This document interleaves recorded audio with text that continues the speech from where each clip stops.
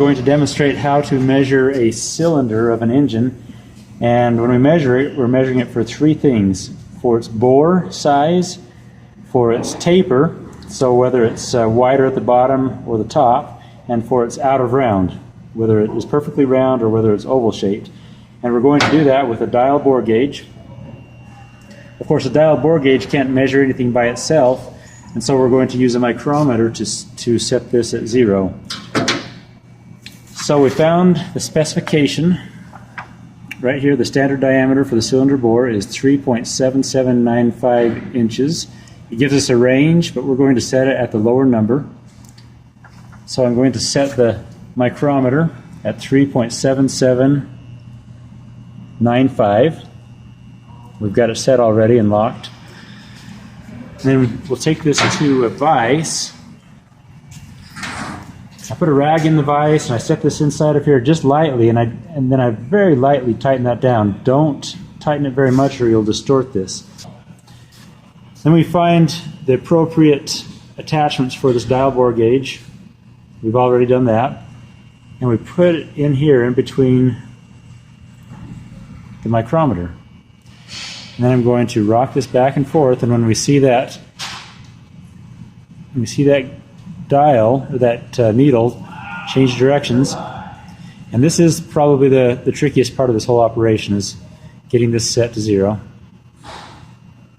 It's close already.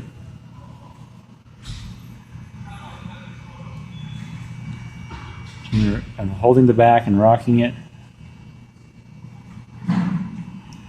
You'll notice that needle's turning around. Let's see, where's it at?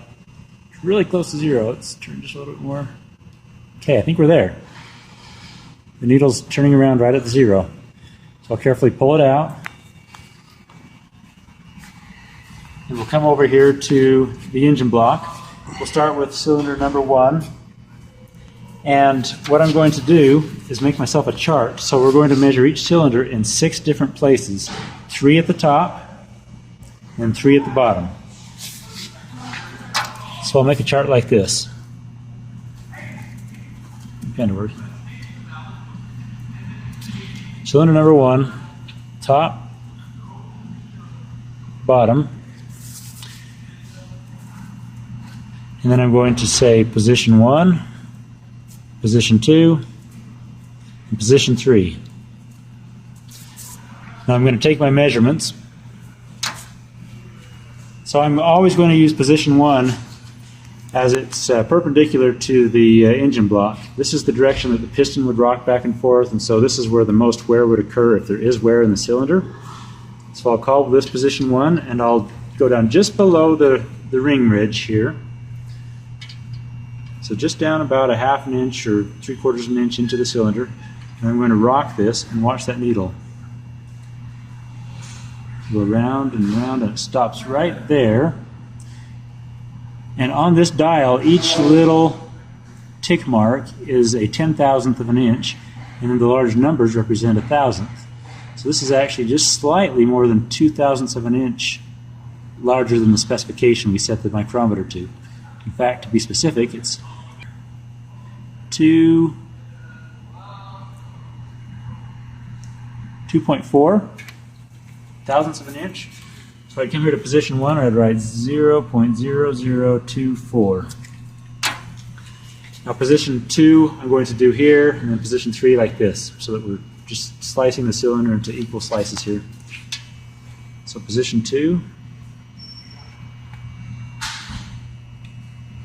there it's about exactly 1,000th of an inch.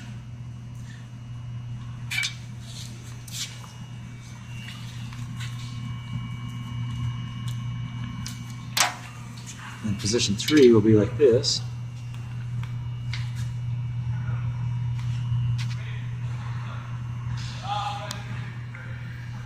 And right there it changes direction, so it looks like it's right on the 1,000th of an inch mark again. So what these represent is how much larger than the specification the cylinder is here. So I'll do the same thing at the bottom of the cylinder. Position 1 at the bottom.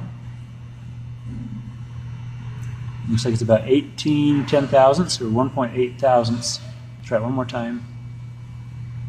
Or 19, depending on where I move it to, there's a little bit of variation.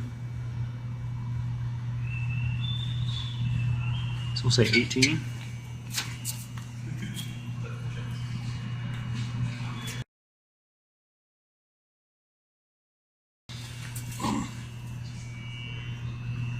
Okay, now once we have these numbers, here's where we can calculate our taper and out of round. So if I look at position 1, top and the bottom, I'm going to come over here and I'm going to say, what was the difference between those two numbers? And it's 0.0006, right? 6 ten-thousandths of an inch. And I'll do that all the way through here. In this case, there was 0.0001, and here it's 0.0008. The largest of these three numbers is this one, so I'm going to call that my taper. The most taper that I found here was 8 ten-thousandths of an inch difference between the top and the bottom of the cylinder. Now to find my out of round, I'm going to compare these to each other. What's the difference between the largest and the smallest number? It looks like it's 0.0014. And here, 0.0007. The difference between the largest and smallest measurements we took. The larger of these two numbers, obviously, is this one.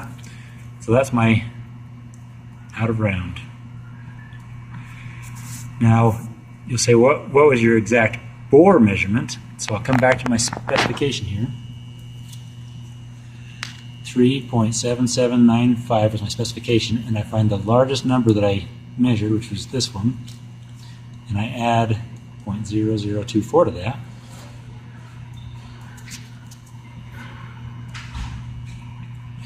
So my bore measurement, the largest measurement in that bore was 3.7819 inches. And now I've taken all of the measurements and I can compare those against my specifications and find out if I need to do anything with my cylinder, if I need to have it bored out or if it's okay to use. As long as everything falls within that specification. And I've also got specifications for out of round and for taper. As long as these numbers fall within those specifications, I can reuse the cylinders like they are. I can just hone them and reuse them. Otherwise, they have to be bored out. So one thing to be aware of is as you take this measurement, but if it's to the right of the zero, it's actually smaller than the specification. So in this case, it's to the right of the zero. It's smaller than the specification that we set the micrometer to. That doesn't happen often. Cylinders don't get smaller, but for some reason, either our specification is wrong or the cylinder is distorted, but this is showing us it's 3 thousandths smaller. If, on the other hand, it stopped over here on the left of the zero, somewhere on this side, that tells us that it's larger than the specification, and that's most typical.